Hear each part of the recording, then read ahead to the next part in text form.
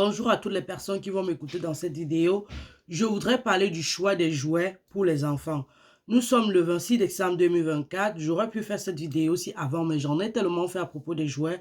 Mais cette fois-ci, je vais vous présenter les jouets, une partie des jouets qu'on a pris pour les enfants.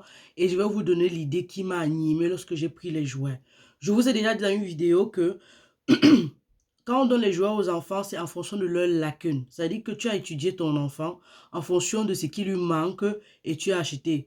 La poupée, tout le temps, c'est comme si tu veux que l'enfant devienne coiffeuse ou esthéticienne, ce qui n'est pas mauvais.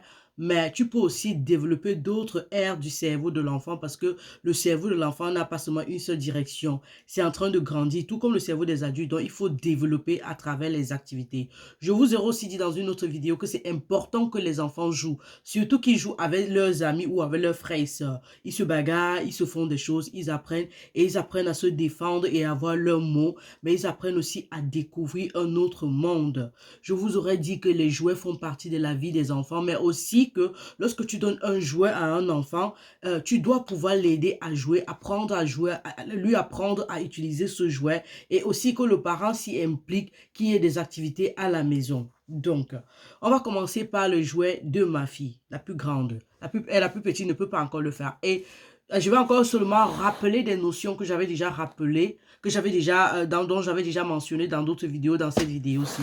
Là, on a un box pour faire les bracelets. Pourquoi le box pour faire les bracelets? Pour qu'elle puisse avoir cette précision. Mettre les cordes là dans les bracelets, c'est pas facile, mais ça construit, je voulais dire en anglais, ça construit la patience de l'enfant, mais aussi sa créativité. Elle peut regarder, elle se dit, oh, je ne fais pas comme ça, mais je fais plutôt comme ceci. Et lorsqu'elle fait les bracelets, parce qu'elle ne va pas vendre, elle commence à distribuer à ses amis, ça lui apprend à être généreuse et charitable, mais aussi à partager de l'amour autour d'elle. Ça, c'est l'objectif des bracelets, mais aussi, c'est une façon pour moi de travailler avec elle, de passer de bons moments avec elle, et qu'on puisse construire quelque chose de fort, un moment assez unique dont elle pourra s'en souvenir et j'espère que c'est l'objectif que cet objectif je vais l'atteindre.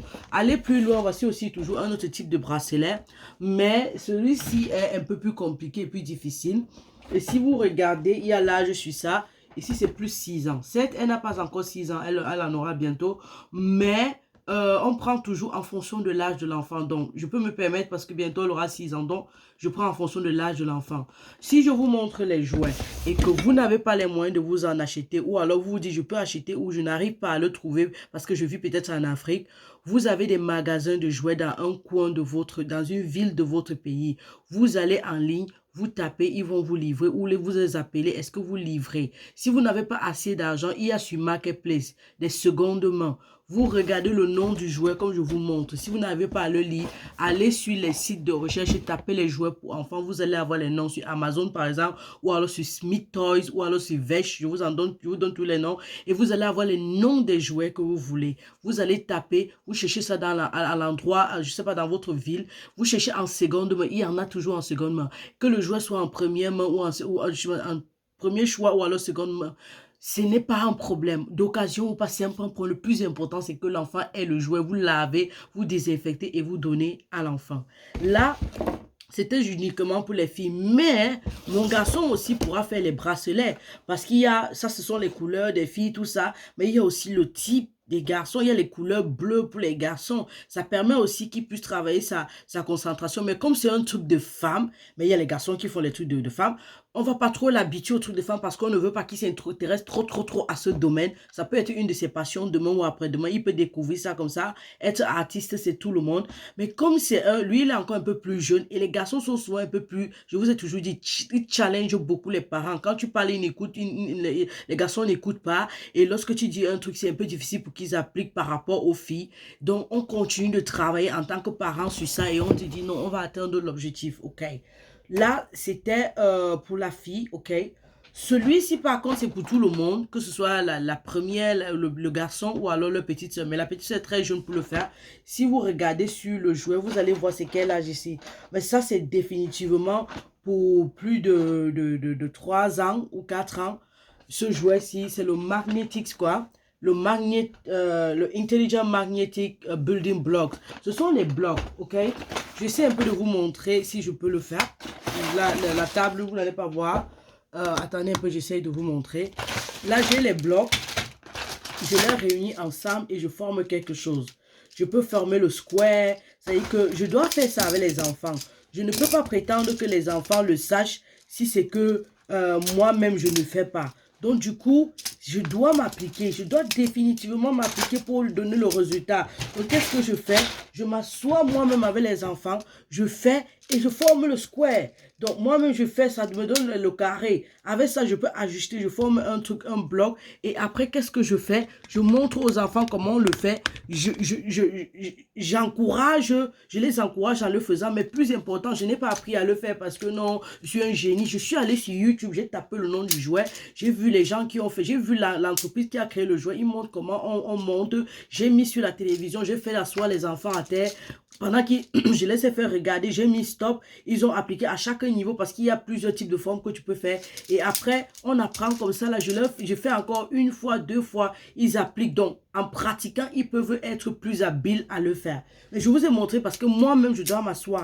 Je ne vais pas le faire tout le temps. Mais une fois, je les ai plongés dans le bain. Je leur ai donné le goût du jouet. Alors, je peux me libérer et je sais que j'ai fait ma part.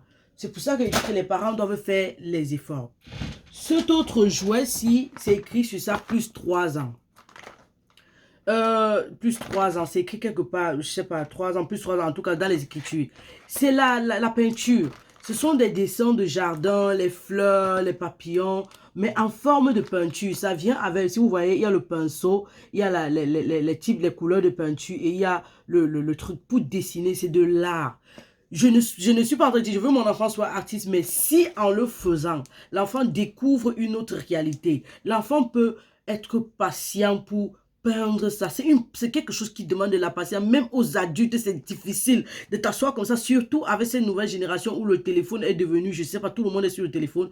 Dès que tu réussis à ce que l'enfant le fasse, tu dis, ok, Seigneur, merci parce que j'y arrive. Et avec la prière aussi, il faut céder. Là, avant de montrer, il y a deux derniers jouets. Celui-ci, par contre, c'est pour la plus petite. Mais tout le monde joue avec. Ce que je vous montre là, les enfants là jouent avec ça. Ils tous jouent avec. Celui-ci, c'est pour la plus petite. C'est un tapis. J'avais vu ça sur Facebook dans une vidéo. C'est le Doulmat. C'est un tapis. Si vous regardez bien, vous voyez tout ce qui est sur ça là. Ça fait que les crayons qui sont ici là, par exemple, vous voyez, j'ai déjà mis de l'eau dans certains. Ils dessinent sur le tapis. En dessous du tapis, il y a en fonction du type de tapis que vous avez pris. Là, ce sont les animaux, l'océan, les poissons, les types de tout. Ils dessinent et ça va ressortir tous les animaux qui sont en bas. Après, pendant qu'ils sont en train de le faire, ça s'efface seul. Ça ne salit pas la maison. C'est aussi une opportunité pour vous de garder votre maison propre. Très propre et pendant ce temps, l'enfant continue de jouer. Là, il y a les animaux de mer. Là, ils peuvent faire la coloration. Vous mettez de l'eau dans le truc. Et quand ils mettent, ils appliquent ceci, ils roulent comme ça. Ça fait dessiner. C'est tellement...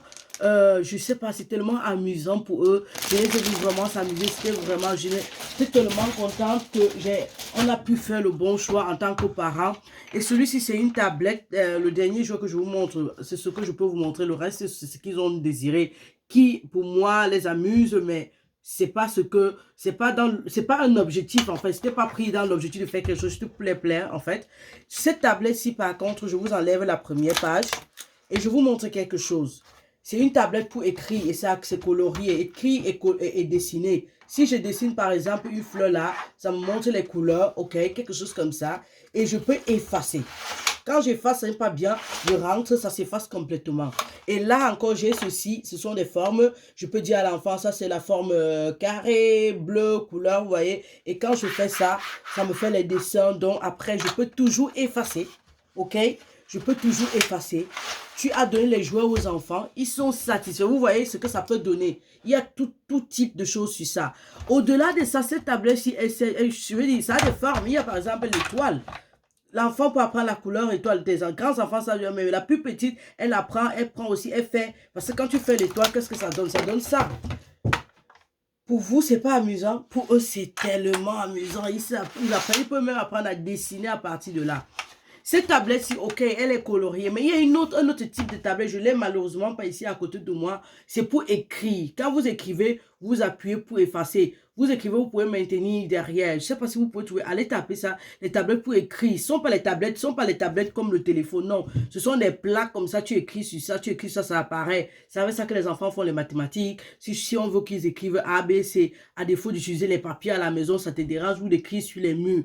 On essaye d'ajuster. C'est pas qu'ils évitent vraiment nos murs ou les canapés pour écrire. Ils écrivent sur tous les meubles. Mais au moins, tu essaies de les concentrer. Tu prenez vos tablettes, écrivez tel nombre, écrivez tel, faites tel calcul, tout ça, tout ça. Même étant en train de regarder ta tablette ou ton téléphone ou alors ta télévision, tu fais ça et tu atteins un objectif majeur. J'espère que cette vidéo-ci va vous aider. Je n'avais pas l'intention que ça atteigne 10 minutes, mais vous savez, quand il faut bien expliquer comme ça, là, je vous apporte les bonnes choses. Quand il porte derrière le t-shirt santé prévention, vous savez que c'est pour les bonnes choses. C'était la daronne de la santé 3.0 doctoresse Thérèse, l'infirmière qui se mêle de vos vies.